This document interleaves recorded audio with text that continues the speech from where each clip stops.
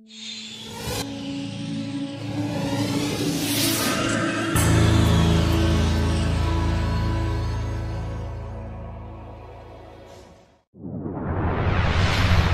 guys, I did 2004 here again.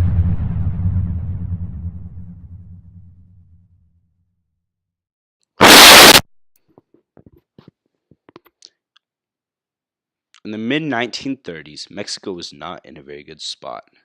They had just finished their revolution. They were tight on funds, and they were not doing very well politically. They were going through a time of corruption in the government. Life in Mexico started to get better once Lázaro Cárdenas del Río was elected into office. He cleaned up as much of the corruption as he could and also sold oil to the United States, which was very beneficiary to the struggling Mexican economy. In 1940, Manuel Avila Camacho was elected as the president of Mexico. From there, life started to get better for the Mexicans because he was a better president than the previous ones. His views on the war were to support the United States.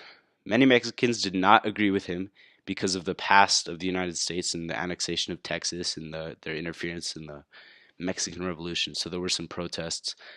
When Pearl Harbor was attacked in December of 1941, Mexico decided to pledge full aid in helping the United States and the Allied forces.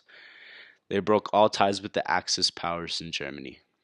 In January of 1942, the Mexican delegation held a conference in Rio de Janeiro and convinced foreign powers to cut ties with Germany and its allies.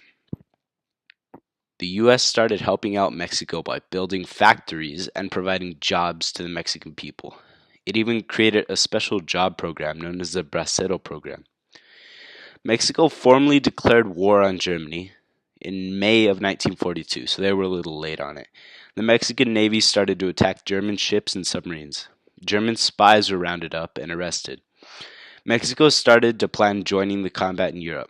The Mexican Air Force was the only branch of the armed forces that would ever see action. The pilots were trained by the United States, and in 1945, they were ready to help fight in the Pacific. They were trained by the United States because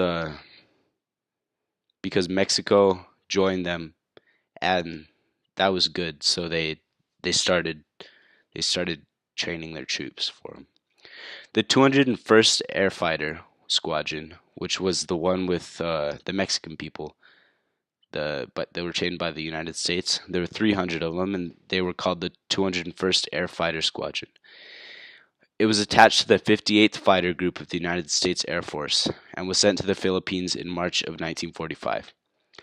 The squadron had 300 men, and there was only one death. After the war was over, the Mexican government was booming in economic success from oil sales with the United States and also the factories that the United States provided them. The war was an overall benefit to the economic growth of Mexico. But after that, corruption started up again, and Mexico started to get a little worse. And now, the end.